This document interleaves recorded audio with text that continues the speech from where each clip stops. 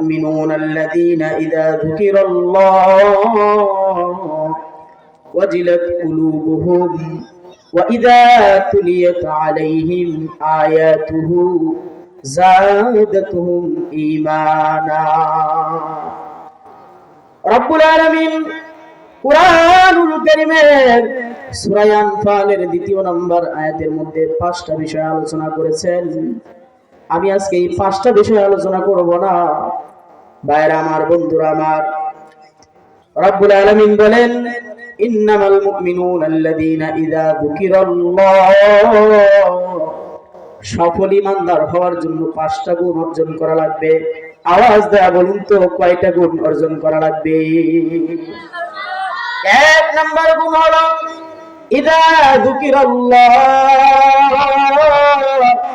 ঈমানদারের সামনে যখন আল্লাহর নাম নেওয়া হবে, আল্লাহর নামের তাসবিহ পাঠ করা হবে, আল্লাহ আল্লাহ জিকির করা হবে, ওয়াজিলাত কুলুবুহুম, ঈমানদারের অন্তরটা কেমন যেন কলবটা নাড়াচাড়া দিয়ে উঠবে। সুবহানাল্লাহ। ভাইরা আমার, আল্লাহ রাব্বুল আলামিন বলেন আমার ঈমানদার বান্দার সামনে যখন আমার সিফাত বর্ণনা করা হবে, অথবা আমার নামের তাসবিহাত পাঠ করা হবে, আমার নামের জিকির করা হবে, অথবা জাহান্নামের আলোচনা করা হবে, কেমন যেন তার অন্তরটা নাড়াচাড়া দিয়ে উঠবে। কারণ কি জানেননি? ঈমানদার যখন গুনাহ করে তার ভিতরে কম্পন তৈরি হয়ে যায়, আহারে কি করলাম, জীবনে বিশাল বড় অপরাধ করে ফেলেছি। ভাইরা আমার, বন্ধুরা আমার, ওই যে দেখেন না, একজন আল্লাহর ওলির ইতিহাস মনে পড়ে গেল। এক আল্লাহর ওলি একদিন আর 2 দিন না, 60 বছর মাওলাই কারীমের ইবাদত করেছেন। ইবাদত করার পর ওনার দরবারে একজন খাদেম থাকতো। খাদেম 12 বছর যখন থাকার পরে একদিন আল্লাহর ওলি তাহাজ্জুদের সালাতে দাঁড়ায় গেলেন। খাদেম মনে মনে ভাবতেছে, হারে দীর্ঘ সময় পর্যন্ত হুজুরের পিছনে কাটায় দিলাম, এখনো তাকে আমি পরীক্ষা করার সুযোগ পাইলাম না। আজকে তাহাজ্জুদের সালাতের সময় তাকে একটু পরীক্ষা করে নেব।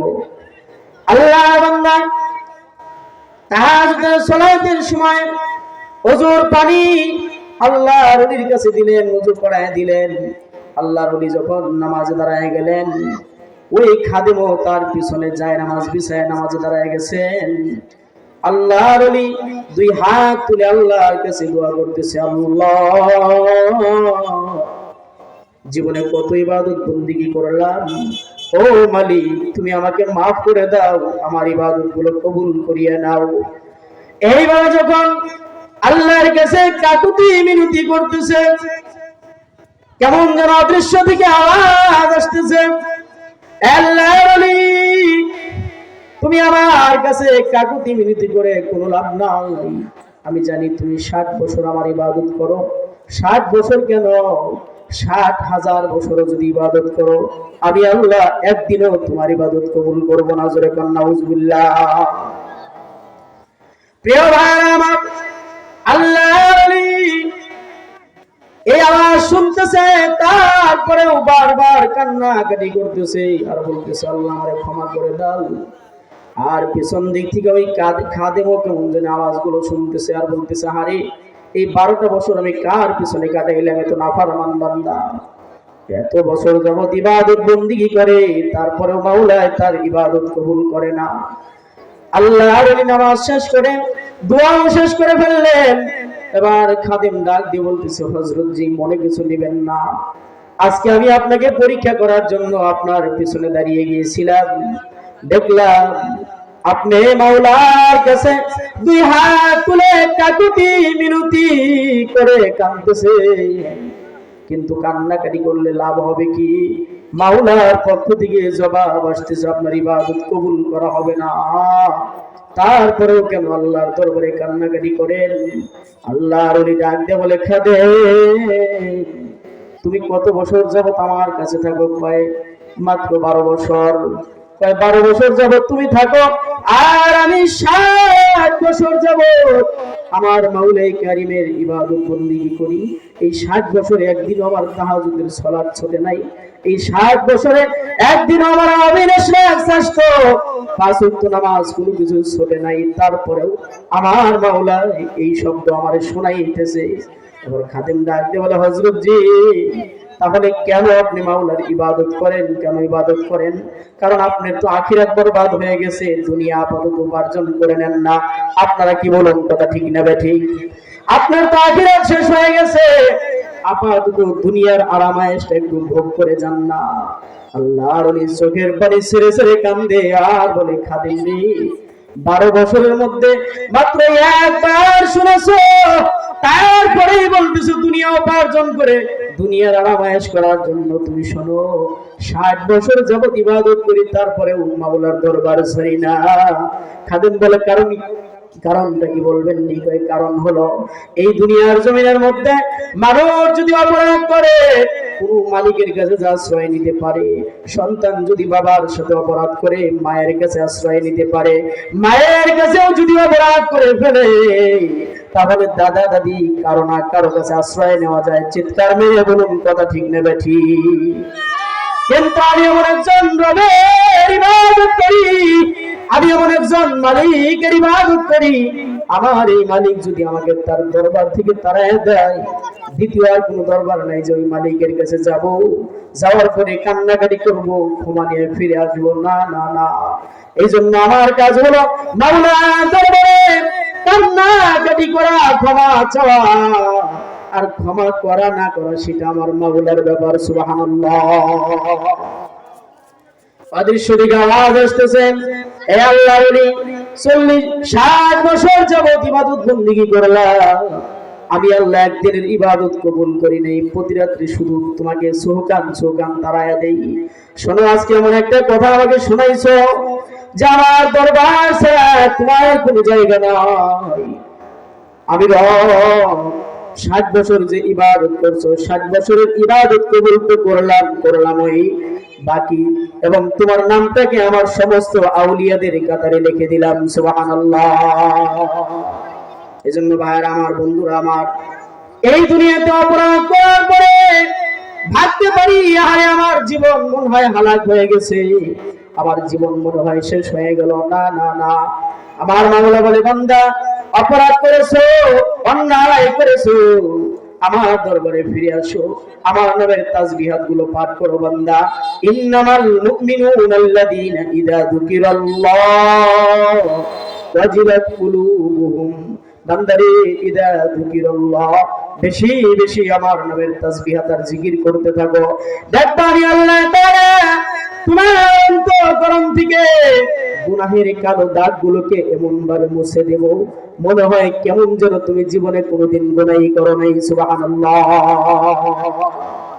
আত-তাইবু মিনাদ যামবি কামান লা যামবা লাহু। আল্লাহর নবী বলেন, উম্মত, গুনাহ থেকে যদি তওবা করতে পারো, আমি আল্লাহ তাআলার পক্ষ থেকে ঘোষণা করতেছি, মাওলা এমন ভাবে তোমাদেরকে ক্ষমা করবে যে জীবনে তুমি কোনোদিন গুনাহই করো নাই। সুবহানাল্লাহ। এজন্য গুনাহ তওবা করার দরকার আছে না নাই? আমরা সবাই তো পাপী, সবাই তো অপরাধী, গুনাহমুক্ত কেউ নাই। এজন্য গুনাহ ক্ষমা চাইতে হবে কার কাছে? নির্জনে আল্লাহর কাছে কান্নাকাটি করতে হবে। আরে প্রসিদ্ধ এক সাহাবী হযরত উলামায়ে কিরাম জানেন, সাহালাবাতুল আনসারী রাদিয়াল্লাহু তাআলা আনহু, তিনি ছিলেন একজন মুহাজির সাহাবী। সাহালাবাতুল আনসারী, তিনি ছিলেন আনসার সাহাবী, মদিনার অধিবাসী। আর সাঈদ ইবনে আব্দুর রহমান রাদিয়াল্লাহু তাআলা আনহু, তিনি ছিলেন মুহাজির, মক্কার অধিবাসী। আর আনসার আর মুহাজিরের মাধ্যমে আল্লাহ তাআলা পুরা পৃথিবীতে দ্বীন জিন্দা করে দিয়েছেন। সুবহানাল্লাহ। আর হিজরত আর নসরতের মাধ্যমে আল্লাহর নবী মুহাম্মদুর রাসূলুল্লাহ হিজরত করেছেন মক্কা থেকে মদিনায়। আর মদিনাওয়ালারা যারা হিজরত করেছে তাদেরকে সহযোগিতা করেছেন, সাহায্য করেছেন। যাদের 2টা বিবি ছিল, একটা বিবিকে তালাক দিয়ে একটা অপর ভাইয়ের জন্য ব্যবস্থা করে দিয়েছেন। 2টা বাড়ি ছিল, একটা বাড়ি আরেক ভাইকে দিয়ে দিয়েছেন। তার মানে হিজরত আর নসরতের মাধ্যমে গোটা পৃথিবীতে আল্লাহ দ্বীনকে চমকায় দিলেন। আমাদের নবী মুহাম্মদুর রাসূলুল্লাহ হিজরত করে যখন মদিনাতে আসলেন, পয়গম্বরের সাথে একজন সাহাবী ছিলেন যার নাম হলো সাঈদ ইবনে আব্দুর রহমান রাদিয়াল্লাহু তাআলা আনহু, তিনি মুহাজির সাহাবী। আর মক্কার একজন সাহাবী ছিলেন সাহলাবাতুল আনসারী রাদিয়াল্লাহু তাআলা আনহু। তিনি তাদের মধ্যে এরকম সম্পর্ক ছিল যে আপন ভাইয়ের মতো সম্পর্ক। আল্লাহ নবী মুহাম্মদুর রাসূলুল্লাহ যখন তাবুকের যুদ্ধে গেলেন, সাঈদ ইবনে আব্দুর রহমান রাদিয়াল্লাহু তাআলা আনহুকে নিয়ে গেলেন। আর এদিকে ওনার বাসায় কোনো লোকজন ছিল না। আল্লাহ নবী বললেন, সাহলাবাতুল আনসারী রাদিয়াল্লাহু তাআলা আনহু কে সাঈদ ইবনে আব্দুর রহমান বললেন, ভাই আমার বাসায় বাজার দরকার হলে একটু করে দিবা, একটু রিঅ্যাকশন করবা, শুধু আমার বিবি আছে, একটু এই মোটামুটি বাহির থেকে খোঁজ খবর নিবা, তার যদি কোনো সমস্যা হয় একটু তদারকি করবা। জানতেন সাহাবায়ে কেরাম এখানে আমানতের খেয়ানত হবে না। ওনার কাছে যখন আমানত রেখে গেলেন, তাবুকের যুদ্ধে চলে গেলেন। কিছুদিন অতিবাহিত হওয়ার পর সাহলাবাতুল আনসারী রাদিয়াল্লাহু তাআলা আনহু ওই বাসায় যাওয়া আসা করতেছিল। একদিন মিস্টার ইবলিস তার অন্তঃকরণের মধ্যে ওয়াসওয়াসা ঢুকাইয়া দিয়েছেন। তিনি কি করলেন, সাহলাবাতুল আনসারী রাদিয়াল্লাহু তাআলা আনহু সাঈদ ইবনে আব্দুর রহমান রাদিয়াল্লাহু তাআলা আনহুর বিবির কামরায় প্রবেশ করলেন। গেলেন, হাতে ধরে ফেললেন। ধরার পরে সাঈদ ইবনে আব্দুর রহমান রাদিয়াল্লাহু তাআলা আনহুর স্ত্রীর হাত পা গুলো থরথর করে কাঁপতেছে আর বলতেছে, আল্লাহকে ভয় করো, আল্লাহকে ভয় করো। দুনিয়ার কেউ দেখুক আর না দেখুক, দেখতেছেন কে? আমার রব আল্লাহ। মুহতারাম হাজিরিন, জুলাইখা ইউসুফ আলাইহিস সালাতু ওয়াস সালামের প্রেমে আসক্ত হয়েছিলেন। কুরআনুল কারীমের সূরা ইউসুফের মধ্যে ধারাবাহিক আলোচনা আছে। মোটামুটি জুমার বয়ানে 7 সপ্তাহে মোটামুটি আলোচনা করে শেষ করেছি। ইউসুফ আলাইহিস সালাতু ওয়াস সালাম যখন জুলাইখার আসক্ত হয়ে গেলেন ইউসুফের প্রেমে, খাস কামরায় নিয়ে গেলেন।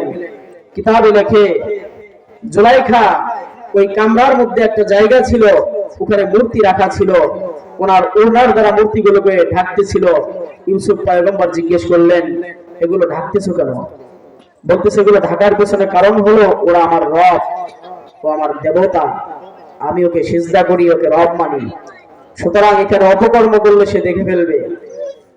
ইউসুফ আলাইহিস সালাতু ওয়াস সালাম আসমানের দিকে তাকিয়ে বলেছিলেন, হে জুলাইখা, তোমার রব এমন রব যাকে সামান্য ওনার দ্বারা ডেকে ফেললেও আর দেখতে পারে না, কিন্তু আমার রব এমন এক রব যিনি 7 তবক জমিন এবং 7 আসমানের উপরেও যদি চলে যায়, অর্থাৎ যেখানেই যাই, যত নির্জন তথ্যেই যাই না কেন, দুনিয়ার কেউ দেখুক আর না দেখুক, আমাদের রব দেখে কি দেখে না? দেখে ফেলে। ইউসুফ আলাইহিস সালাতু ওয়াস সালাম আল্লাহর উপর ভরসা করেছিলেন। লম্বা আলোচনা। আল্লাহর উপর ভরসা করে তিনি কি করেছিলেন? দরজার দিকে দৌড় দিয়েছিলেন। কুরআনুল কারীমে উল্লেখিত আছে যে 7টা গেটের মধ্যে বড় বড় তালা লাগানো ছিল। আর এক তাফসিরে 83টা গেটের মধ্যে তালা লাগানো ছিল। তা আমরা আজকে কুরআনুল কারীমের ইতিহাস থেকেই এখানে আমরা এটাকেই মূল্যায়ন করি। অর্থাৎ 7টা গেটের তালা যখন ইউসুফ আলাইহিস সালাতু ওয়াস সালাম আল্লাহর উপরে ভরসা করেছে, ইয়াকিন করেছে, আমার কাজ হলো চেষ্টা করা, আল্লাহর কাজ হলো সমাধান করে দেওয়া। দৌড় দেওয়ার সাথে সাথে 7টা গেটের তালাগুলো ঠাস ঠাস করে খুলে গেছে। সুবহানাল্লাহ বলে। মুহতারাম হাজিরিন, আল্লাহর ভয়ে দৌড় দিয়েছিলেন। ঠিক তেমনি ভাবে সাহলাবাতুল আনসারী রাদিয়াল্লাহু তাআলা আনহু চিন্তা করলেন, আহারে, আমি তো অন্যায় করে ফেলেছি, অপরাধ করে ফেলেছি। আল্লাহর বান্দা দৌড়িয়ে হাত ছেড়ে দিয়ে পাহাড়ের দিকে দৌড়াইতেছে আর বলতেছে, আল্লাহ আমি গুনাহগার, তোমার নাম গফফার। পাহাড়ের চূড়ায় গিয়ে সিজদায় পড়ে আল্লাহর কাছে কান্নাকাটি করতেছে। দীর্ঘ সময় চলে গেল। সাঈদ ইবনে আব্দুর রহমান বাসায় ফিরে আসলেন। আসার পরে ওনার বিবিকে বললেন, সাহলাবাতুল আনসারীর খবর কি? বলছে, আরে সাহলাবাতুল আনসারী তো এমন ঘটনা ঘটাইতে চেয়েছিল, সুতরাং উনি আমার বাসায় যখন প্রবেশ করেছে তখন এই কথাগুলো শোনার সাথে সাথে তার অন্তঃকরণের মধ্যে কেমন যেন একটা খারাপ ধারণা চলে আসলো। আরে আমি তার কাছে আমানত রেখে গেলাম আর সে আমানতের খিয়ানত করার চেষ্টা করেছে। তিনি আবার বিবি বললেন, শোনেন তার পরের অংশটুকু কি হয়েছে? আমি যখন বলেছি আল্লাহকে ভয় করো, তখন কেমন যেন তার চেহারার রং বিবর্ণ হয়ে গেছে। সে আমার হাত ছেড়ে দিয়ে এই যে পাহাড়ের দিকে দৌড়ায় গিয়েছে, আজ পর্যন্ত বাসায় ফিরে আসে নাই। সুবহানাল্লাহ বলতেন না ভাইরা আমার, বন্ধুরা আমার, সাঈদ ইবনে আব্দুর রহমান রাদিয়াল্লাহু তাআলা আনহু কি করলেন? ওনার অন্তঃকরণের মধ্যে একটু অনুশোচনা চলে আসলো, হারে পাপ করেছে, অন্যায় করতে চেয়েছিল, কিন্তু আল্লাহর ভয় যখন অন্তরে ঢুকিয়ে গেছে, আমার ভাই সাহলাবাতুল আনসারী রাদিয়াল্লাহু তাআলা আনহু আল্লাহর ভয়ে দেশান্তর হয়ে গেছে। আল্লাহর বান্দা সাঈদ ইবনে আব্দুর রহমান রাদিয়াল্লাহু তাআলা আনহু দৌড়ায় গেলেন, পাহাড়ের চূড়ায় গিয়ে দেখলেন আল্লাহর বান্দা সাহলাবা চিৎকার করে করে আল্লাহর কাছে কাঁদতেছে, আল্লাহ আমি গুনাহগার, তোমার নাম গফফার। সাঈদ ইবনে আব্দুর রহমান রাদিয়াল্লাহু তাআলা আনহু বললেন, এ সাহলাবা তুমি কান্নাকাটি করতেছো কেন? আমি তোমার ভাই সাঈদ ইবনে আব্দুর রহমান উপস্থিত হয়ে গেছি, সুতরাং আমার সাথে আসো, আল্লাহর কাছে ক্ষমা চেয়েছো, আল্লাহ হয়তো তোমাকে ক্ষমা করে দিয়েছেন। আল্লাহর বান্দা সাহলাবাতুল আনসারী রাদিয়াল্লাহু তাআলা আনহু ডাক দিয়া বলতেছেন, এই সাহলাবা, সাঈদ তুমি আমাকে ডাকতেছো, আমি এমন এক আমানতের খিয়ানত করতে চেয়েছিলাম, তুমি আমাকে ভালোবাসো, মহব্বত করো, আমি গুনাহের কাজে লিপ্ত হয়েছিলাম, লিপ্ত হইতে চেয়েছিলাম, আমার বিশ্বাস মনে হয় আল্লাহ আমারে কোনোদিন ক্ষমা করবে না, কারণ আমি হইলাম নাফরমান। সুতরাং আমার গলার মধ্যে পায়ের মধ্যে রশি লাগাইয়া টেনে হেসড়ে আমাকে নিয়ে চলো হযরতে ওমর রাদিয়াল্লাহু তাআলা আনহুর দরবারে। আমি ওমরকে জিজ্ঞেস করব, আল্লাহ তাআলা আমাকে ক্ষমা করবেন, কোন সুবহানাল্লাহ। মানে ভিতরে কোন সূচনা ঢুকে গেছে। সাঈদ ইবনে আব্দুর রহমান রাদিয়াল্লাহু তাআলা আনহু রশি লাগাইয়া ওনার কথা অনুযায়ী টেনে হিসড়ে হযরত ওমরের দরবারে নিয়ে গেলেন। ওমরকে জিজ্ঞেস করলেন, ওমর, আমি এমন এমন অপরাধ করতে চেয়েছিলাম, আমার মাওলা আমারে ক্ষমা করবে কিনা একটু বলো না দেখি।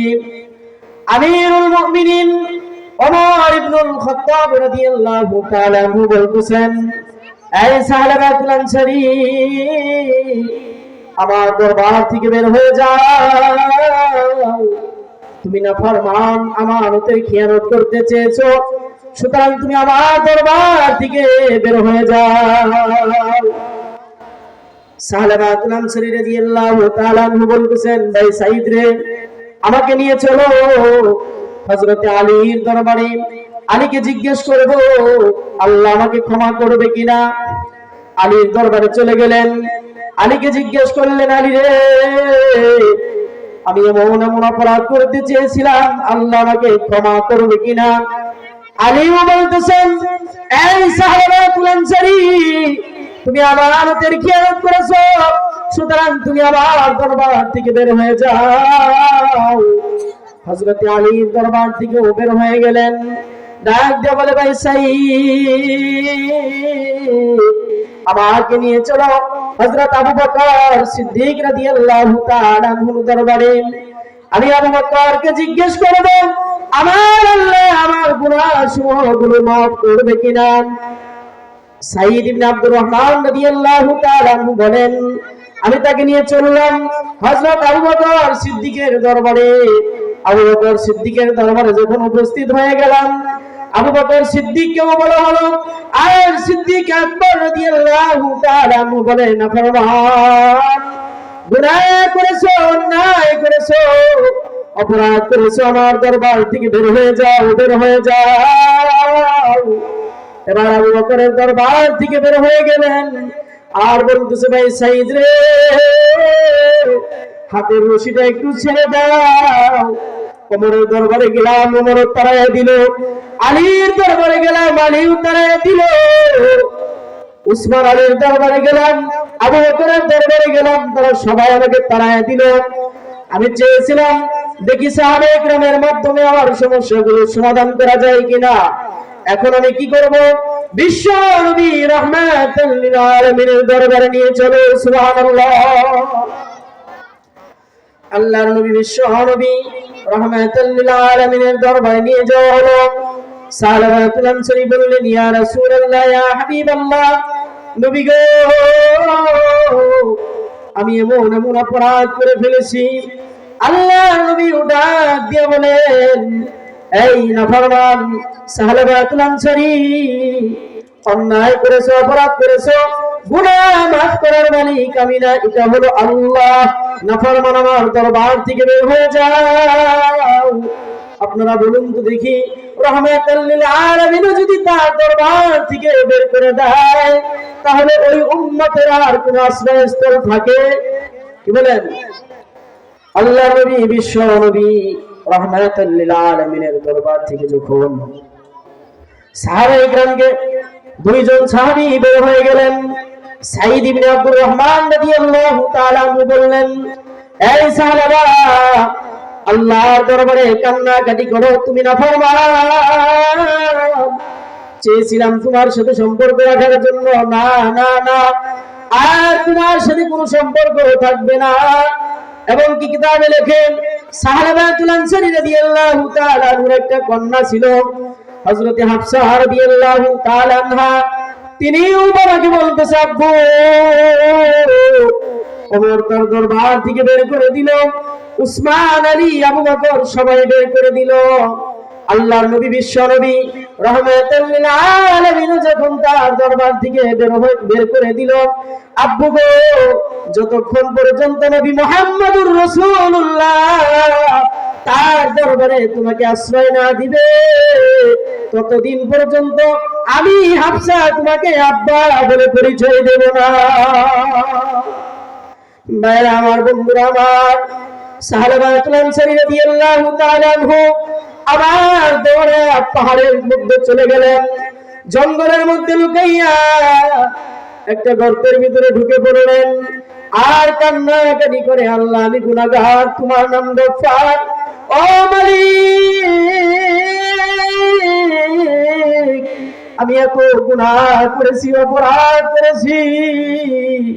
ওমর তারাই দিছে, আলী তারাইলো, উসমান তারাইলো, আবু বকর তারাইলো, আমার নবী আমাকে তারাই দিছে। আল্লাহ গো, তুমি যদি তোমার দরবার থেকে আমাকে দূর করে দাও, এই পৃথিবীতে আমার কোনো জায়গা নাই। এইভাবে আল্লাহর নবীর সাহাবী গুহার মধ্যে লুকায় লুকায় আল্লাহর কাছে কাঁদতেছে আর বলতেছে, আল্লাহ, তুমি আমারে মাফ করো, ক্ষমা করো। কোনো জবাব আসে না। দীর্ঘদিন পর্যন্ত সাহাবাতুল আনসারী রাদিয়াল্লাহু তাআলা আনহু রাত্র যখন গভীর হয়ে যায়, পাহাড়ের গর্তের ভিতরে ঢুকে আল্লাহর কাছে গুনগুনে সুরে কাঁদতে থাকে আর বলতে থাকে, আল্লাহ, আমাকে মাফ করে দাও। আল্লাহ তাআলার নিকট এই শব্দগুলো আল্লাহ তাআলা সাহাবাতুল আনসারীর দিকে তাকায়া জিবরাইলকে ডাক দিয়ে বলে, জিবরাইল, আমার এক অসহায় বান্দা অপরাধ করতে চেয়েছিল, অপরাধ করে নাই, শুধু গুনার কল্পনা জল্পনা অন্তঃকরণে ঢুকাইছিল। এই কারণে দীর্ঘদিন যাবত গুহার মধ্যে দুনিয়ার সব কিছু ছেড়ে দিয়া আমি আল্লাহর কাছে কেমন যেন কান্নাকাটি করে, আমি আল্লাহ সইতে পারি না, বরদাস্ত করতে পারি না। জিবরাইল, আমার নবী মুহাম্মদুর রাসূলুল্লাহর কাছে চলে যাও। সাহাবাতুল আনসারীর এই কথা আল্লাহ তাআলার পক্ষ থেকে যখন জিবরাইলকে জানানো হলো, জিবরাইল আমিন বিশ্ব নবী রাহমাতুল লিল আলামিনের দরবারে উপস্থিত হয়ে গেলেন আর বললেন, নবী গো, এই পৃথিবীর মধ্যে আল্লাহ তাআলা যত মানুষ তৈরি করেছেন, এই মানুষগুলোর মালিক আপনি না আল্লাহ? আল্লাহর নবী মুহাম্মদুর রাসূলুল্লাহ ডাক দিয়ে বলেন, জিবরাইল, মানুষগুলোর মালিক হলো আমার আল্লাহ। সুবহানাল্লাহ। এই পৃথিবীতে মানুষের মালিক কে? আল্লাহ। সব কিছুর মালিক আল্লাহ, আমাদের মালিক আল্লাহ, তাহলে ক্ষমা করার মালিক কে? আল্লাহ। জিবরাইল ডাক দিয়ে বলে, ইয়া রাসূলুল্লাহ, এই মানুষগুলোকে ক্ষমা করার মালিক আল্লাহ না আপনি? আল্লাহর নবী মুহাম্মদুর রাসূলুল্লাহ ডাক দিয়ে বলেন, এই মানুষগুলো ক্ষমা করার মালিকও তো আমার আল্লাহ। আল্লাহ যদি হয়ে থাকে তাহলে আপনার এক সাহাবী সাহাবাতুল আনসারী রাদিয়াল্লাহু তাআলা আনহু গুনাহ করেছে, অপরাধ করেছে, আপনি তাকে কেন ক্ষমার কথা উল্লেখ করার সাথে সাথে আপনার দরবার থেকে বের করে দিলেন? আল্লাহ তো আপনার সাহাবাতুল আনসারীর জিন্দেগীর সব গুনাহ মাফ করে দিয়েছেন। সুবহানাল্লাহ। আল্লাহর নবী, বিশ্ব নবী, রাহমাতুল লিল আলামিন, সমস্ত ফেরেশতাদের কথা অনুযায়ী জিবরাইল আমিনের কাছে বললেন, জিবরাইল, আসমান থেকে কি আল্লাহর পক্ষ থেকে ঘোষণা হয়েছে ক্ষমার বাণী? জিবরাইল আমিন ডাক দিয়ে বলে, আল্লাহর পক্ষ থেকে যদি ঘোষণা হয়, এখানে আর কোন সমস্ত ফেরেশতারা আপনার সাহাবীকে ইস্তেকবাল করার জন্য অপেক্ষায় আছে। সুবহানাল্লাহ। ভাইরা আমার, বন্ধুরা আমার, সাহাবাতুল আনসারী রাদিয়াল্লাহু তাআলা আনহুকে আনার জন্য বিশ্ব নবী মুহাম্মদুর রাসূলুল্লাহ কয়েকজন সাহাবীকে বললেন, যাও আমার সাহাবী সাহাবাতুল আনসারী রাদিয়াল্লাহু তাআলা আনহুকে নিয়ে এসো। আনার জন্য সাহাবায়ে কেরাম রওনা হয়ে গেলেন। পাহাড়ের গুহায় গেলেন, কোথাও তাকে খুঁজে তালাশ করে পাওয়া যায় না। আল্লাহর নবী মুহাম্মদুর রাসূলুল্লাহ বিশ্ব নবীর সাহাবায়ে কেরাম যখন তাকে খুঁজে পাচ্ছেন না, বললেন, এই শোনো, পাশেই কিছু রাখাল ক্ষেতের মধ্যে কাজ করতেছিল, তাদেরকে বলল, ভাইরা রে আমার, এখানে একজন আল্লাহর বান্দা আল্লাহর জন্য কান্নাকাটি করে এমন একটা মানুষ দেখছনি? তখন তারা বলতেছে, না না, আমরা ওই মানুষটাকে চিনি না, তবে আমাদের তাঁবুর ভিতর থেকে আমরা গুনগুন সুরে আওয়াজ পাই, আমাদের কেমন যেন মনে হয় একটা লোক এইখানে কান্নাকাটি করে আর বলতে থাকে, আল্লাহ, গুনাহ করেছি, অন্যায় করেছি, অপরাধ করেছি, মেহেরবানি করে আপনি আমাদের মাফ করে দেন। রাত্র যখন গভীর হয়ে যায়, আল্লাহর বান্দা এইভাবে দোয়া করতে থাকে, আল্লাহ, দুনিয়ার সমস্ত সুপ্রিম কোর্ট, হাই কোর্ট, জজ কোর্ট, সমস্ত কোর্ট কাছারি, অফিস আদালত বন্ধ হয়ে আছে, আল্লাহ, আমি জানি একমাত্র তোমার দরজা ওপেন করে দেওয়া হয়েছে। মাওলা, আমি তোমার কাছে মাফ চাই, ক্ষমা চাই, আমাকে ক্ষমা করো। আল্লাহ নবীর সাহাবীরা বললেন, হ্যাঁ, আমরা ওই মানুষটাকে তালাশ করতেছি, চলো আমাদেরকে একটু সন্ধান দিয়ে দাও। সামনের দিকে অগ্রসর হয়ে গেলেন।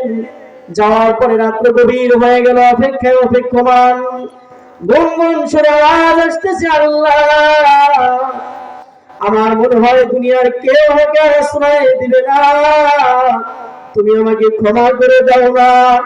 আমার ডাকতে বলেন, সাহাবাতুল আনসারী রে, আল্লাহ নবী, বিশ্ব নবী, রাহমাতাল লিল আলামিন আমাদেরকে তোমার কাছে প্রেরণ করেছে, চলো বিশ্ব নবীর দরবারে যাওয়ার জন্য।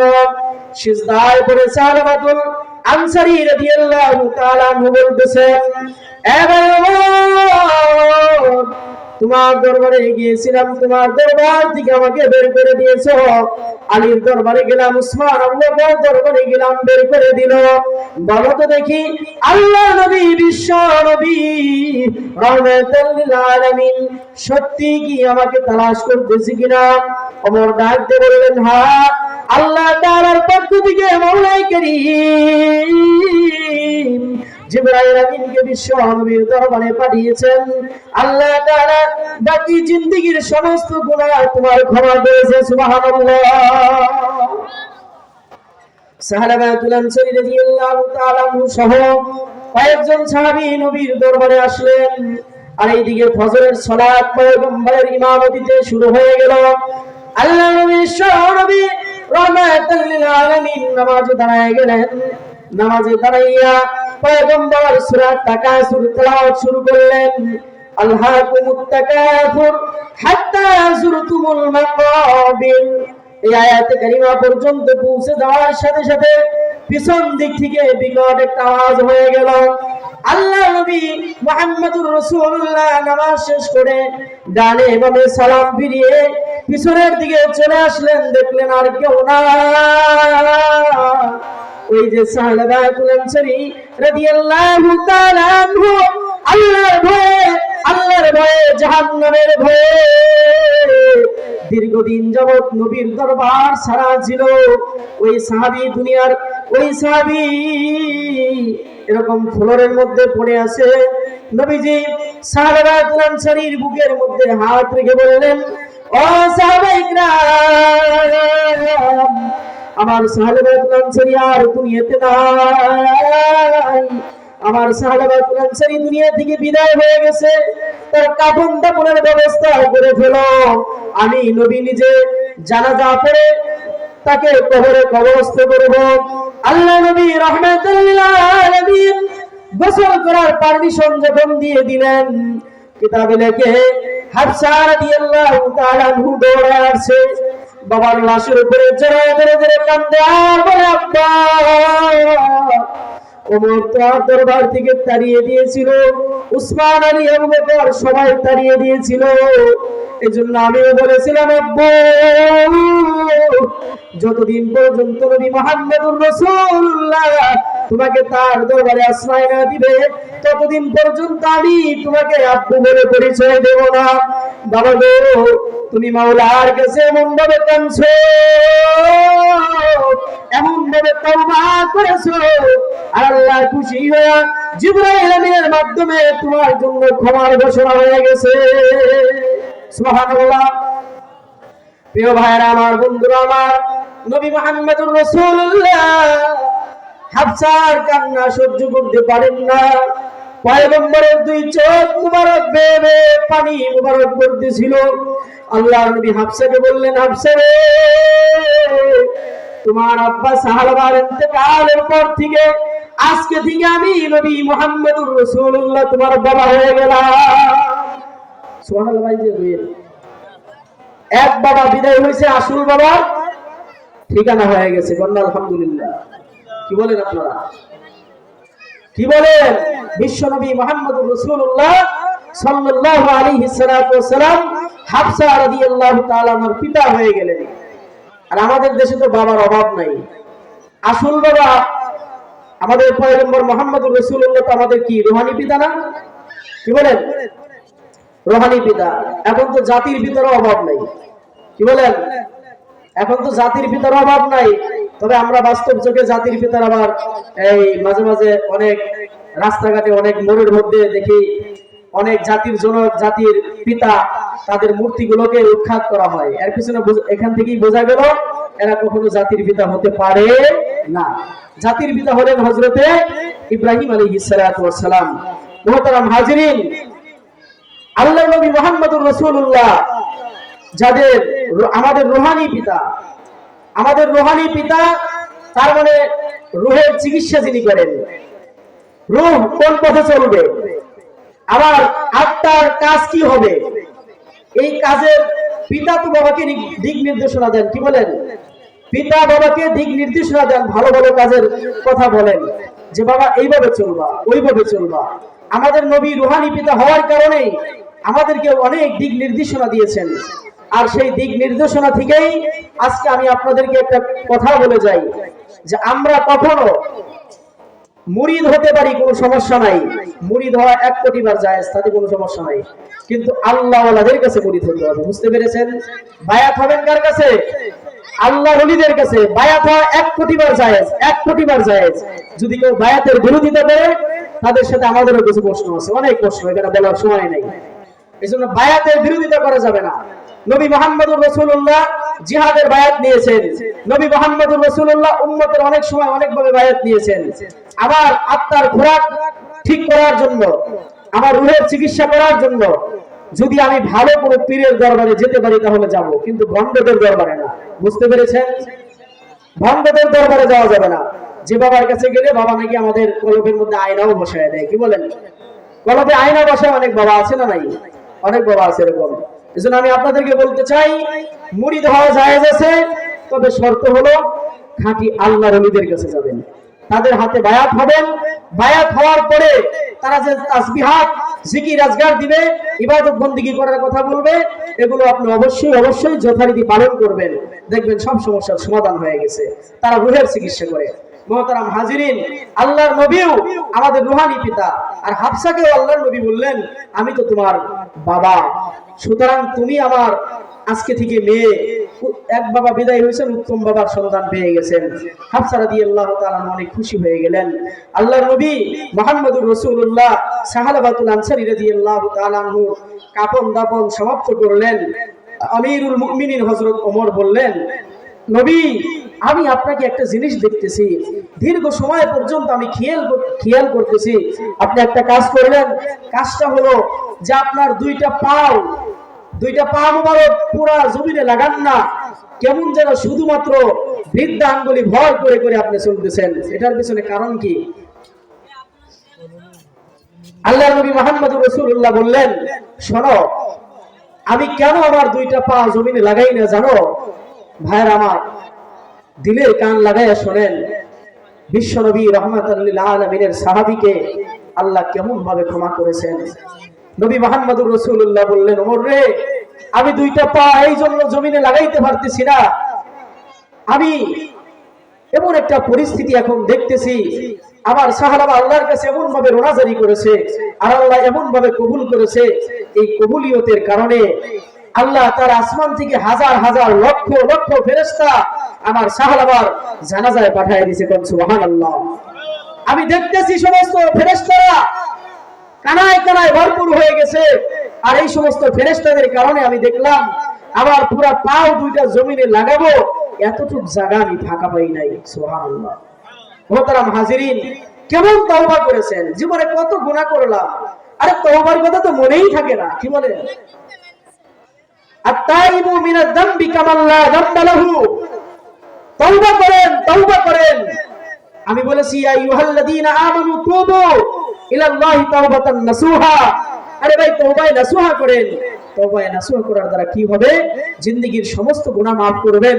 তওবায়ে নাসুহা হয় তিন পদ্ধতিতে। এক নাম্বার পদ্ধতি হলো, মানে তিনটা বিষয় আপনাকে অবশ্যই পালন করতে হবে।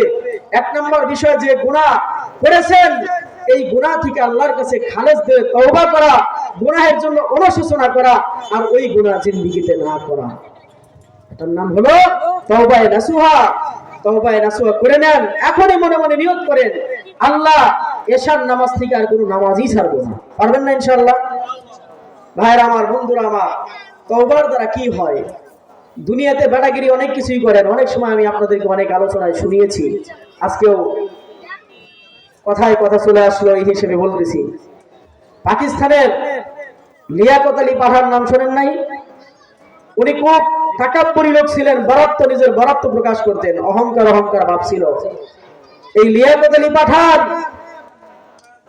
উনি এক বিশাল নেতা ছিলেন, আর মানুষকে বলতেন, কোনো ভয় পরোয়া করতেন না, বলতেন মা ইহা কারুঙ্গা উহা কারুঙ্গা লাঠি কি আন্দার মুকুর ভরুঙ্গা, আমি এই করব সেই করব।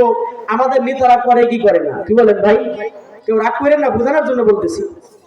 আমাদের নেতাদের তাকাব্বুরের ঠেলায় বোঝা যায় একবারে 2040 সাল। জোরে কোনো কথা ঠিক কিনা? আল্লাহ কয় 40 সাল তো দূরের কথা, 24 সালও শেষ হবে না, এর আগেই তুমি সেপারেট হয়েছে। কি হয়েছে না? অনেক ভাইরা রাগ করতে পারেন, রাগ করেন না, বোঝানোর উদ্দেশ্যে বলি। আরে বিচারপতি মানিককে আপনারা দেখেন নাই? যে মালিকের টাকা পয়সা সম্মান কোনো কিছুর অভাব ছিল না, সে একটা কলার পাতার বিছানায় ঘুমায়। কি বলেন? তাকে যখন গ্রেফতার করা হয়েছে কলার পাতার বিছানায় পাওয়া গেছে বিচারপতি মানিক। আর একটু সামনে বলেন, আমাদের পূর্বের প্রধানমন্ত্রী যিনি ছিলেন, টাইম মাত্র কয় মিনিট? কথা কয় না, বাঙালি খবরও রাখে না। টাইম মাত্র 40 মিনিট। কয় মিনিট? মাত্র 40 মিনিট টাইম। এই 40 মিনিটের মধ্যে দেশ ত্যাগ করছে। এখন দেশে আসতে মনে চায়, কিন্তু শোনেন, মান জাদ্দা ওয়াজাদা, যেমন কর্ম তেমন ফল। কর্ম যেমন হবে ফল তেমন হবে। আপনি যদি ভালো কিছু করেন, ভালো কিছু আশা করা যায়। ভালো কিছু করেন নাই, পশ্চিমকালেও ভালো কিছু আশা করা যায় না। আমরা সমস্ত জাতিকে বলতে চাই, পুরা জাতিকে বলতে চাই, আগে পরে যারা আছেন সবাইকে বলতে চাই, আমাদের দলাদলি মারামারি কাটাকাটি রাহাজানি বাদ দিয়ে ইসলামের পথে ফিরে আসুন, তওবা করুন। আরে ভুল তো করেই ফেলেছেন। রাতের নির্জনে কত মানুষকে হত্যা করেছেন, রাতের নির্জনে কত মানুষকে আয়না করে আয়না করে 17 বছর 16 বছর 15 বছর পর্যন্ত লুকাইয়া রেখেছেন। যেরকম কথা ঠিক কিনা? এখন আল্লাহর কাছে তওবা করুন, ফিরে আসুন। আমার রব এমন এক রব, আপনাদের দরবার থেকে কেউ হয়তো বা রিহাই পাই নাই, কিন্তু মাওলার দরবার থেকে তুমি রিহাই পেয়ে যাবা যদি তওবায়ে নাসুহা করতে পারো। আমাদের রব হলেন রহমান রহিম, যিনি রহমান আর রহিম, যিনি দয়াবান। আল্লাহ বলে, বান্দা অপরাধ করেছো, অন্যায় করেছো, ফিরে আসো, ক্ষমা করে দেব। সুতরাং আমি আপনাদেরকে বলতে চাই, প্রিয় ভাইয়েরা আমার, দিল নরম করে দেন, দিলটাকে বোঝান। আরে নাফরমান তো হয়েই গেছিলাম পড়াই, আল্লাহ আজকে থেকে আমি তওবা করেই ফেললাম, আর জীবনে কোনোদিন নাফরমানের পথে পা বাড়াবো না। এখন দেখা যায় প্রতিনিয়ত, ওই দিন আমি দেখলাম একটা ভাইকে, আহারে ভিডিও ফুটেজের মধ্যে দেখলাম কয়েকজনে মিলে ধরছে আর একজনে জবাই করতেছে।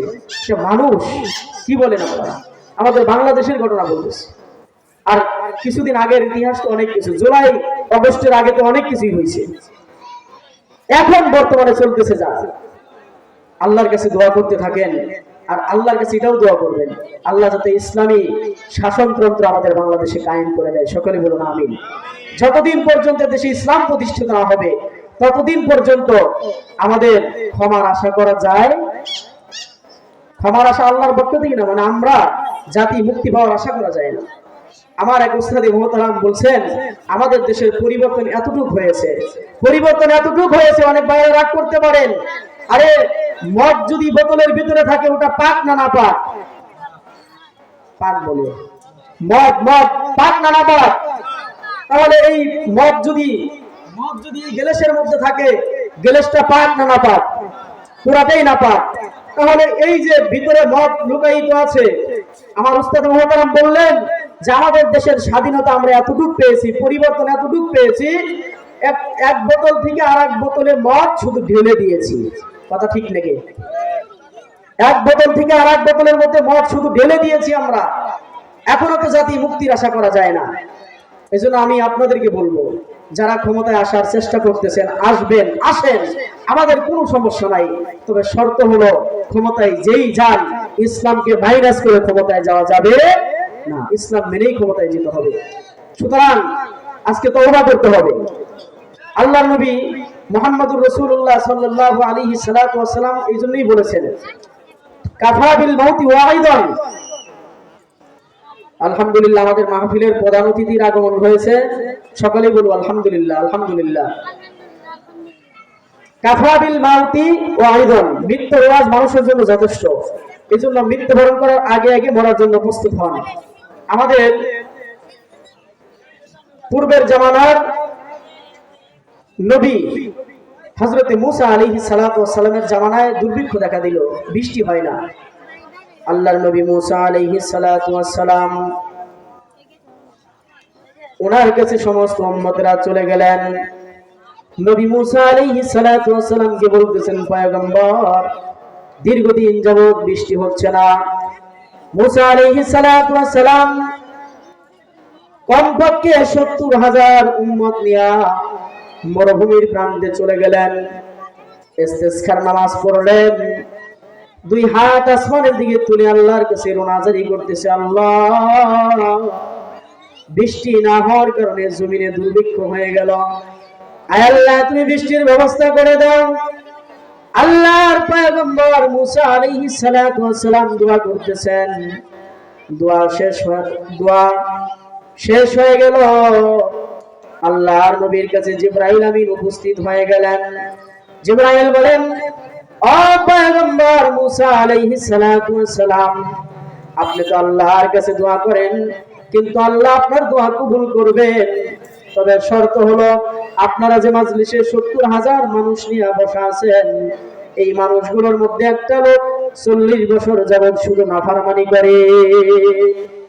যতক্ষণ পর্যন্ত লোকটাকে এখান থেকে বের করে না দিবে, ততক্ষণ পর্যন্ত এই নাফরমান বের না হলে আর আসমানে জমিন বৃষ্টি হবে না।